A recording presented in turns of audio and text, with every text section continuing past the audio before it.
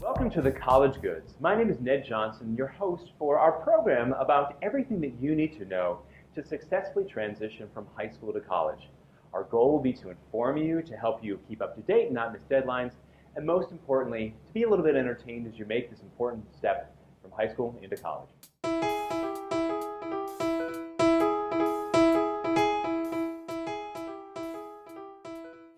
Well, the PSAT is the preliminary SAT. It's practice for the SAT. Now, it also happens to be the National Merit Scholarship Qualifying Test, which means that, and you've probably heard about National Merit, to get National Merit, to qualify for it, you have to get a certain score on the PSAT in your junior year. Now, you may have heard about this as a sophomore. It doesn't do any good if you're not born in the U.S., but to be qualified, you have to be a junior American citizen and get a good score on the PSAT. For those of us who don't get National Merit, how does the PSAT matter? It's practice. Practice. It's really the best opportunity that students have to take something that looks awfully like the SAT under real proctor conditions, so the stress level is kind of like what's on the real SAT, or the scores don't matter. You'll get the scores back, your high school will get the scores back, and if you get a great score, terrific. If you get a score that's like, it's not good for you, nobody has to know about this. The SAT is the test that actually matters for college admissions. So that's one where don't just go take it. Do some practice. Take a practice test. Talk to your guidance counselor. Have a sense of where you're going to be, where you're going to score when you actually take that. PSAT just practice. It's great feedback. If the scores, however you do, good, bad, or ugly, it gives you a sense of where things are really where they need to be and what you need to work on. So apart from National Merit, which is roughly 1% of the kids taking it, 0.5% really of the kids nationwide taking it, for the other 99.5% of us, PSAT is just practice.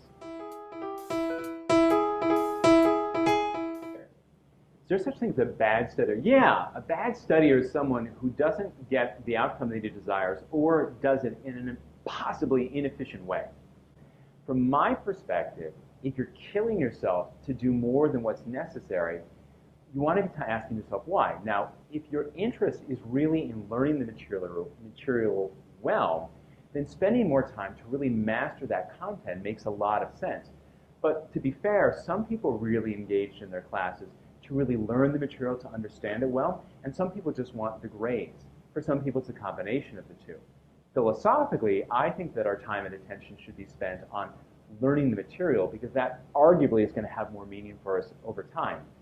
But at a practical nuts and bolts level, if there's certain grades that you feel that you need to have for whatever reason, then your interest should be in how do I get those grades, in my opinion, in a way that is efficient. So we really want to look at being efficient in our studying, know what our goal is, and constantly asking ourselves, is there a better way to do this? Be intense, be efficient, get it done, get the job done, move on, and go play Xbox.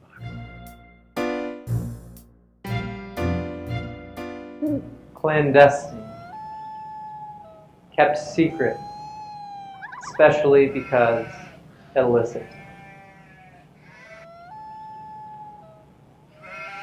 Incredulous, non-believing, clandestine credulous, being secretly skeptical.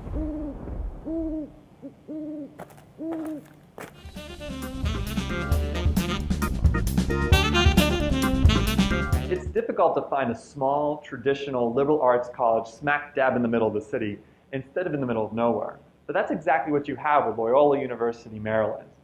Loyola University is a Catholic school of the Jesuit tradition, which means it has a pretty traditional curriculum, a core curriculum full of general requirements that everyone has to take before they graduate, no matter what they're studying.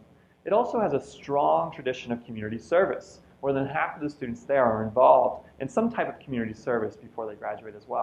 Loyola University is a small school. It's under 4,000 students, and the classes are capped at 35 students. So if you're looking for a small class size, this is a great option. There is no Greek life there, and there's a strict alcohol policy. So much of the social life is actually off campus in Baltimore, which is where it's located. But there's plenty of stuff on campus too. For example, the tradition of midnight breakfast, which is a free breakfast from midnight to 2 a.m. every weekend. The big sports on campus are lacrosse and soccer, and plenty of students come to watch those games. For admissions, students apply to either arts and sciences or the schools of business or education. And there are about 10,000 applications for every 1,000 spots open, so it's a pretty selective school.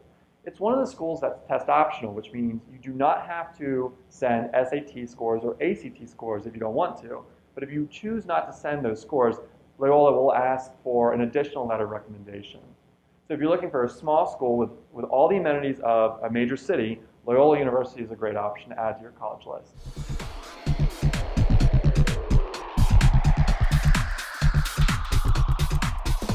People here are so nice. I love my classes. I feel like I'm learning so much.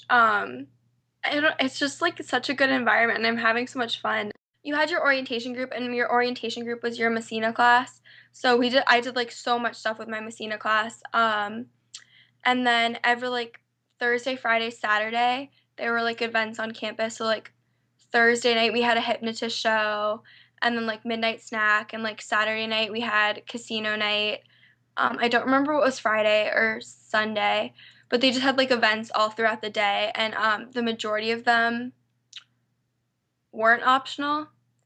But even the ones that weren't that were optional, I went to just because they were fun and you like met new people, so it wasn't bad. So I did a pre-fall program, which is basically I moved in a week early. And then my group was really small. It was 13 people, and it was a program called Student Orientation to Service. Um, so we did like service for 4 days, and I've been really close with that group of people, and they're just like so grounded and I don't know, are not they're just like selfless people and they're some of like the funniest and nicest people I've ever met. Even the people I'm not really friends with, like they're so nice. Like someone will just stop me just asking me how I am or like someone will like sit down with you in the cafeteria if you're like sitting by yourself and they're always just like really nice. The main one on campus for freshmen is Flannery. And it's incredible. It is like H-style dorms and they're massive. So I'm in Hopkins Court, the only freshman dorm on this side, which is like across the road and over a bridge. But it's really nice. I think my dorm is actually pretty big. Only thing I don't love is we have communal bathrooms, but the situation is kind of weird. It's communal bathrooms, but each bathroom is like only one stall. So it's like a shower and a toilet. So I'm sharing the one stall or like the one bathroom with 6 girls. And it usually is 2 showers and 2 toilets for 8 girls. My RAs who expected to be like horrible are so nice and they like will like sit and talk to you about like the TV shows you like. We already had like 3 or 4 different programs for the floor. And they're talking about doing like a family style dinner one night. They just like really look out for us. Well, Loyola actually has this really weird thing called Move Week, where you're allowed to move rooms without any questions asked. So right now it's not a problem because anyone who had problems just moved. I think it's kind of strange. So yeah, I'm trying to think. I haven't heard of any since Move Week. So basically you have the Move Week and like they'll send out a list of the rooms that are open and like the people who are in it. And you can move to any of those rooms. And then, yeah, it's like no questions asked. So you take 4 and then one of them is your Messina, which is required. And your Messina is your living learning community. So basically you can pick your Messina and it's like a pairing. So I'm in philosophy and effective writing. So I'll be taking effective writing next semester. So like you have your core 4 and then philosophy is part of my core, but I don't know, that's the reason you take 5. My professors are great. I take 5 classes, so my favorite 2 are probably philosophy and English, and the professors in those are just like so engaged. I think that's just like the best word to describe them. They're all super engaging. There's a lot of reading. Yeah, I wouldn't say it's like challenging. I'd say the hardest part is like, I mean, you can read stuff but not really read it. So I think that's the hardest part. I mean, like, it's a manageable amount of work, but if you're really gonna pay attention and like do well, I'd say it's kind of a lot. There are 2 main cafeterias, Boulder and Iggy's. Boulder is the main one. Like I said, there's like a bridge that divides campus. It's on North Charles Street. So Iggy's is on my side of campus and Boulder's on the other side. The food is actually way better than I was expecting, but there's like basically no variety. We have like a boar's head kind of thing, so it's like pasta, sandwiches, salads, and then dessert. Loyola's D1, so I'd say it's pretty, the athletes are pretty intense. We don't have a football team, so a lot of people, like, going to sports games isn't big at all. I've heard it gets bigger during basketball and lacrosse season. Basketball and lacrosse are our big sports. Yeah. As for like going to games and stuff, haven't done that. Haven't even like really heard about it. A lot of people do like intramurals or go to the FAC, which is the Fitness and Aquatic Center. And the Fitness and Aquatic Center is like ranked second for best like gym in the country. Yeah. So a lot of people will go there. I see a lot more people like working out than I do like see playing sports. I would say Friday night I see like more people on campus. And then Saturday night, like everyone's gone. A lot of people go to Towson. I would say Loyola's a little bit quiet on the weekends. We don't have Greek life or anything like that. I feel safe on campus. They have campus police who you can call if you feel unsafe when you're walking, and then they have a student escort service that you can call. I just never have. How much time I have, I think. Yeah. It's weird. I'll spend like 2 hours at dinner just talking to my friends. And I didn't think I had time for that. I think in high school I was always so stressed out, like feeling like I wouldn't have time. Like I would just go home straight after school and do my homework because I didn't really think I had time to do anything else. And then here I'm a little more relaxed, go out to dinner or go to the poster fair or just like hang out in my friend's dorm or go to the FAC. And I think that has really surprised me. I kind of wish I knew more about Messina, the living learning community, because I just knew you like live and learn together. That doesn't make sense, but I knew that you lived with the people who were in your class, but I didn't know about all this extra stuff. Like we go out and do programs together. Like my professor took us to the farmer's market the other day. We're going to Hamlet tonight. We're all going out to dinner together tonight. And I just feel like that would have eased a lot of my anxiety because like Messina does really help like get you prepared going into your first week of school because you already know your professor, you already know your classmates, you already have like a group of like 20 people that is like built in. And I feel like if I knew all that, I would be a lot less anxious going into school. And they make it such a big part of Loyola that they should like explain it more.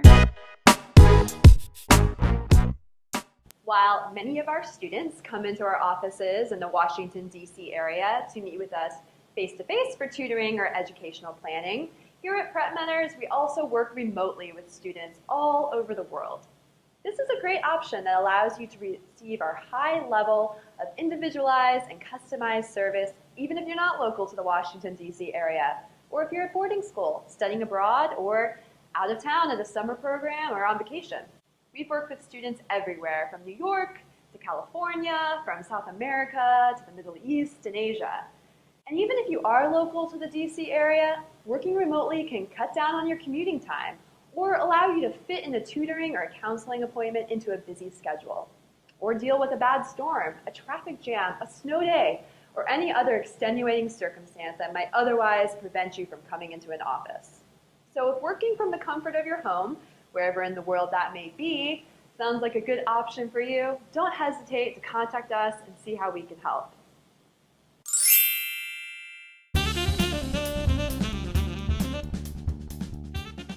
Binge watching, the act of watching many episodes of a single series in succession. The word has been around since the early 1990s, but the flood, the figurative binge of binge watching, started in 2013 when Netflix, followed by other companies, released entire seasons of a show on a single date. We asked over 100 college students, what's your current most bingeable show? Taking the top 5, we have The Walking Dead, New Girl, How I Met Your Mother, Criminal Minds, and in the number 1 slot, The Sons of Anarchy. So judging by all this, if I wanted to create the most bingeable show, all I need to do is combine these and I would have a smorgasbord of television. It would be a touching but violent post-apocalyptic love story told via flashbacks about a young, adorable dream girl moving in with three dysfunctional motorcycle anarchists as they try to understand the villainous minds of the recently risen undead.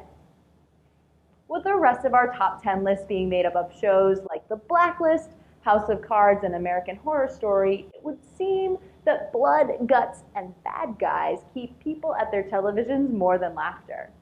This is especially true if you count that How to Get Away with Murder, about 4 law students getting away with, well, murder, has already been declared bingeable after just 1 episode. And to prove that old shows are just as worth gorging ourselves on as new ones, we here at the College Goods would like to give a special shout out to The Nanny, Golden Girls, and Murder, She Wrote for making our list.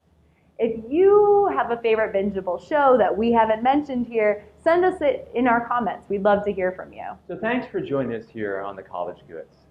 As we said, we're so interested in helping you be successful in this transition from high school into college. As FDR said, we can't build a future for our youth, but we can build our youth for the future.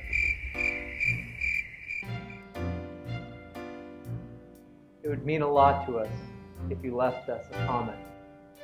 Not everything, but a lot. It would mean a little to us. Please do.